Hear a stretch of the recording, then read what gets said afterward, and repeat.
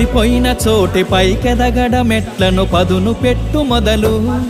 10 మందిలోన నీ ప్రతిభను చూపగ పట్టుదలతో కదులు ఏలు పట్టి నడిపించునురా ఎదురైన అనుభవాలు వేల ఏళ్ళు వర్ధిల్లునురా నీ విజయ జ్ఞాపకాలు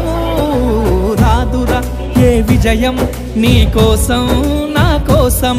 ఎటుపోదురా నువ్వు చేసిన కష్టం ఎప్పటికైనా సొంతం కాలంతో పయనించే వాడికి కానిది ఏముంది